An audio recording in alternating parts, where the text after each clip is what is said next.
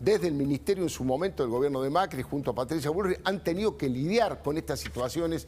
Primero la saludo, muy buenas noches, Florencia Arito, y le pregunto, ¿cuál es su mirada general sobre esto? ¿Qué tipo de medidas habría que tomar para solucionar democráticamente este problema tan grave, ¿no? Hola, buenas noches.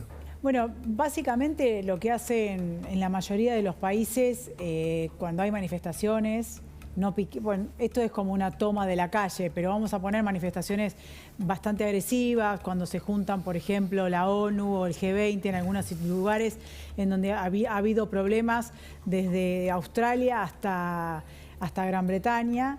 Y lo que se trabajó ahí fue con crear dentro de la policía un equipo de negociadores. Sí. Que entre los manifestantes y la policía estén ellos con chalecos identificados como negociadores. Una especie de mensajero para que la policía no deje de perder la autoridad que tiene que tener, porque tiene que tener control de la calle, pero el manifestante entienda que entre esa policía que tiene la autoridad y ellos puede haber un trabajo de negociación a los efectos de que puedan visibilizar su reclamo, pero sin violentar derechos de otros, como por ejemplo el de transitar. Ahora, eso es lo que se podría trabajar en adelante para manifestaciones, para cuando hay caos de tránsito, pero no organizado como en este caso. Estamos hablando de la gente que tiene derecho a manifestarse y aunque vayan hasta Plaza de Mayo, el traslado también cortan las calles, quiero decir. Entonces, en eso se puede trabajar bien, en una organización, en una cuestión más de proactividad, de un camino de negociación, en lugar del choque directamente, la nada o el choque. Ahora, en el caso de que vimos de los piquetes del otro día, en realidad voy a tener los cabecillas que los tenés que imputar por el delito de turbación de la propiedad, que es un delito. Pero nadie lo Ahora, hace. vas por la cabeza, no podés ir a revolear palo a la madre con el niño o a los chicos, porque eso tampoco sirve, no sirve. Pero ¿por qué nadie los imputa, nadie le presenta una, digamos, una denuncia ante la justicia en cabeza de los líderes de piqueteros? La verdad que con respecto a la situación puntual del Ministerio de Seguridad de la Ciudad habría que preguntarle, hoy lo escuché al ministro tratando de dar una explicación que de alguna manera teniendo del otro lado el kirchnerismo resulta razonable. Ellos están buscando un muerto, están buscando que alguien se lesione como para ir por todo. Pensemos el sepelio de Maradona, ¿se acuerdan? Cuando la policía hizo lo que tenía que hacer y empezaron represión. Bueno, doctora Arieto, yo no digo represión. ¿Por qué no los denuncian ante la justicia? A ver, por lo que están haciendo? Están invadiendo el espacio público, no permitiendo que se traslade el metrobús, ocupando la calle y cortando. Son todos delitos. No hay una denuncia desde la política ni desde el gobierno, aunque yo sé que muchos jueces van a mirar para otro lado. Sí, igual no sé, porque en lo personal, yo, en mi empresa tengo un montón de casos de empresas bloqueadas por sindicatos. O sea, haciendo turbación de la propiedad, extorsión, coacción. Y la verdad que en el caso de la mayoría son del conurbano de la provincia de Buenos Aires. Y he encontrado una recepción de los fiscales, de las fiscalías, muy proactivo en analizar el delito, ver si se configuró el delito, uno también presenta las pruebas y demás. Entonces lo que digo es, hay que explorar el tema de la responsabilidad penal que le cabe al que lidera a miles de excluidos, de pobres que están necesitando sobrevivir de alguna manera en un país quebrado, ahora, Florencia, que no gestiona trabajo. Una duda tengo. Espera que termine un segundo, Sí. porque si no, entonces digo, ahí hay que ir hay que ir a la cabeza. En lo personal no sé cuál es la decisión por ahí de política criminal específica. Yo iría por eso, el Estado, el Poder Ejecutivo haciéndose cargo de la denuncia penal, querellando a favor del ciudadano y en contra de quien está tomando una ventaja respecto a gente vulnerable. Sí, ¿no? yo ahí tengo una duda respecto de la judicialización, que es un camino que vos estás planteando, pero de alguna manera es exculpatorio de la política, que es la que tiene que tomar decisiones para que esto no suceda. Digo, la judicialización es una alternativa, pero lo que hay que hacer primero es evitar que acampen, que tomen el espacio público, que no circule el transporte público. Digamos, tiene que haber una manera de evitarlo. Nosotros estamos discutiendo cosas muy obvias. Yo creo que en el mundo entero, por ejemplo, en las grandes ciudades, se pide permiso incluso para... Sí, eso es lo que tengo, claro. Sí, bueno, eso es un poco lo que contaba. ¿Cómo es la organización en esto de encontrar las personas indicadas para llevar adelante esta situación? Vos tenés, primero, una comunicación con quien quiere manifestar. ¿Qué otra cosa es el que viene a coaccionar como este? Pero vamos a pensar en una manifestación, que quieren cortar las calles y demás. ¿Qué haces? El Estado tiene que tomar la iniciativa. Se comunica con las personas que organizan esa marcha. que puede ser de distintos colores, medio ambiente, seguridad, lo que se necesite porque la gente tiene derecho a manifestarse. Entonces, pautás las condiciones. ¿Cuáles son tus condiciones? Yo quiero manifestar y visibilizar mi reclamo. Entonces, ¿qué podría hacer el Estado? Mirá, vamos a hacer así, el traslado va a ser en este horario, que es el que menos molesta a la gente. Van a ir o a una plaza, o si quieren visibilidad, van a ir a la bajada de la autopista, por ejemplo, ahí hay como un triangulito para no molestar la calle.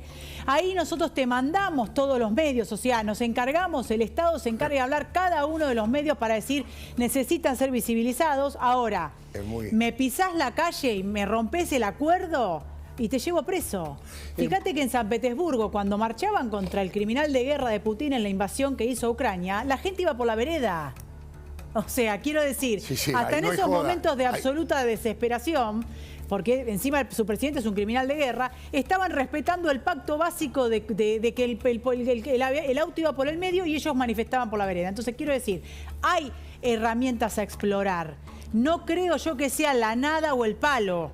Seguro. Y obviamente tiene que ejercer la autoridad y el orden en la calle el Estado. Pero yo creo que hay, Débora, un síndrome de Estocolmo, ¿no? En la política de seguridad, en no pagar costos, en qué pasa si un policía se tropieza con un ciudadano, entonces inmolamos a la policía. Tenés razón, pero viste, yo creo que después termina siendo un boomerang, porque ese temor que tiene la política de no actuar para evitar esa situación extrema que vos describís, es un boomerang, porque la ciudadanía después le termina pasando la factura a esa misma inacción de los dirigentes políticos. Estoy de acuerdo. Le quería preguntar al diputado Rodríguez Loredo, Rodrigo de Loredo, una mirada política de todo esto, no desde el punto de vista de la sanción, de la forma de contenerlo desde lo policial.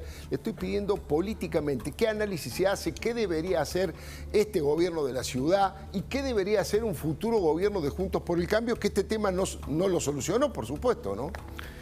Bueno, compartiendo lo que dice Florencia, hago este aporte político, un poco a tu pregunta, Débora, también. Lo que no podemos ser es ingenuos. Y estos acampes y estos movimientos están claramente orquestados, motorizados, impulsados por un ala del propio gobierno, por el propio kirchnerismo. Entonces, me parece primero que hay que poner eso sobre la mesa, digo. Lo que subyace atrás de este reclamo, la situación social, no hace falta que la vengamos a contar, sabemos lo que está pasando con la pobreza, con el empleo, tenemos los datos inflacionarios, es desesperante, pero no dista mucho de la desesperante situación que tenía la sociedad argentina un año atrás, cuando la economía incluso había caído 10 puntos y ahora ellos hablan de un crecimiento que claramente es un rebote. ¿Qué quiero decir con esto?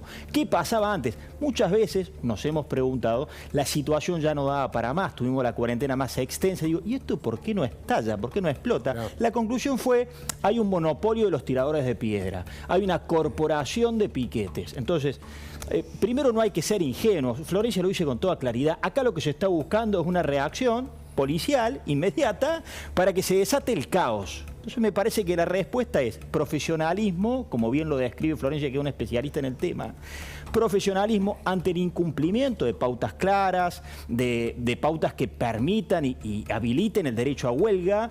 Ante ese incumplimiento, la denuncia infraccionaria, si es un delito penal, si es una infracción, y sobre esa denuncia y esa infracción individualizada en las personas, ahí puede sí haber una sanción de, lo mismo que pasó la otra vez que tiraron piedra a la vicepresidenta de la Nación. Es decir, si vos tenés una persona que recibe un beneficio del Estado, no es que marcha o hace un piquete. Yo creo que nadie está planteando acá, sería un delirio en un país que tiene el 50% de nuestros jóvenes pobres, que esté planteando que va a sacar un programa social a alguien. Estamos diciendo, si hay una policía moderna que establece reglas claras, es la autoridad del Estado democrático. Entonces, ¿no estás de acuerdo con lo de Larreta?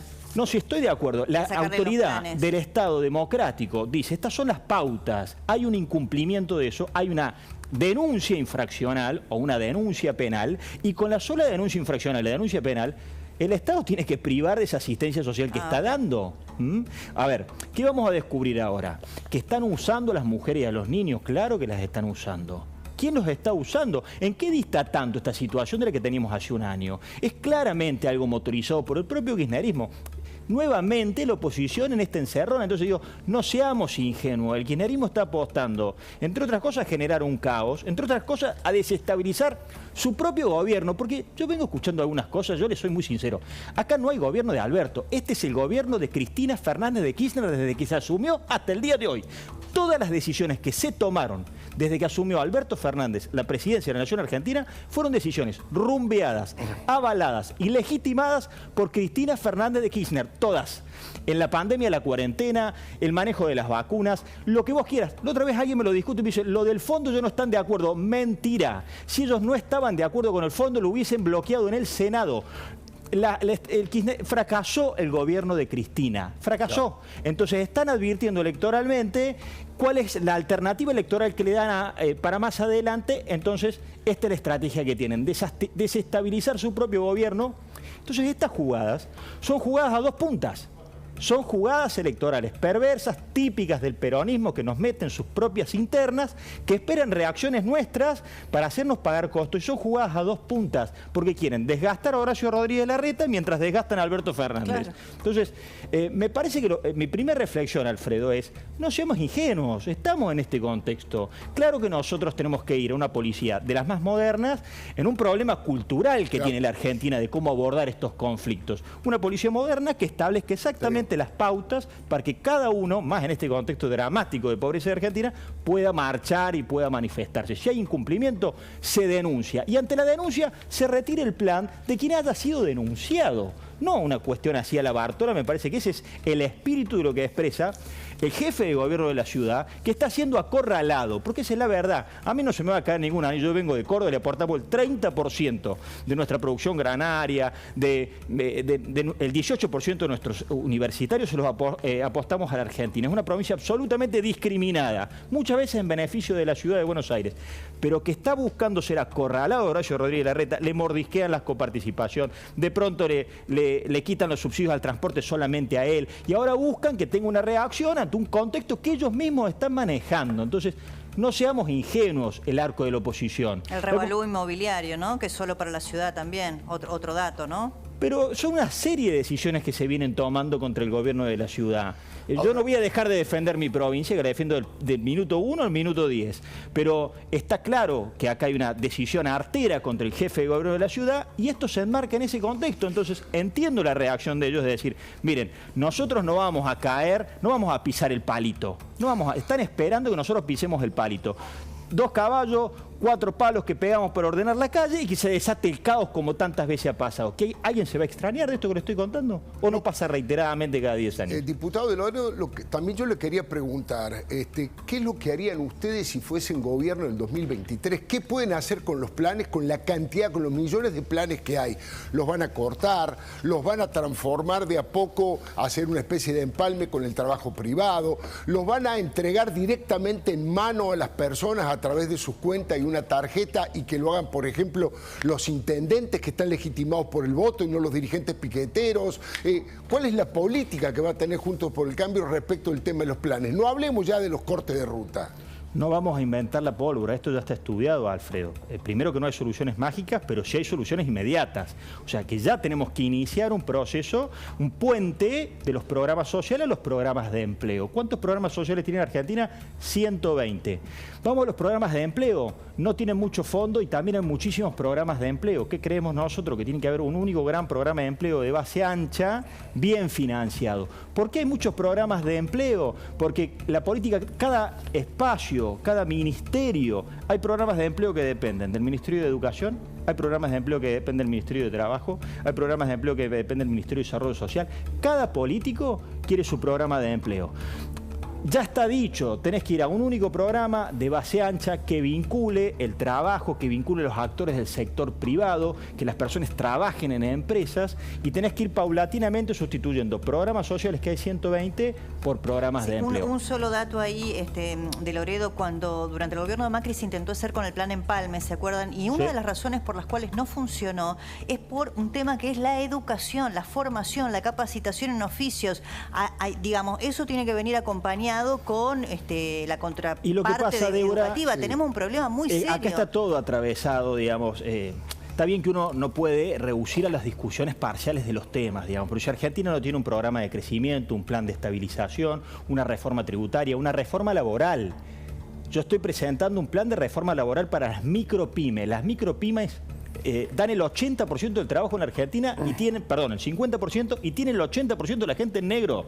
O sea, no tenemos que dar una legislación para pasar a esa gente al sector formal. Entonces tenés que tener reformas educativas, que es puntualmente lo que vos expresás. En materia educativa seguimos atravesados por miradas ideológicas que tienen que ver con que acercar la educación al mundo del trabajo es mercantilizar la educación. Ningún país desarrollado del mundo nos acaba de dar una lección Boric, con diferencias o no, desde la mirada incluso de la izquierda chilena, vino a decirnos: nosotros creemos en el equilibrio fiscal, condenamos la invasión rusa. Digo, Argentina tiene discusiones anacrónicas, ningún país del mundo las da ya. Si la educación no tiene un vínculo con la empleabilidad, es el gran problema en Argentina. Los chicos salen sin lectocomprensión y sin ninguna salida del trabajo. Entonces necesitas programas académicos que vinculen la educación con el empleo,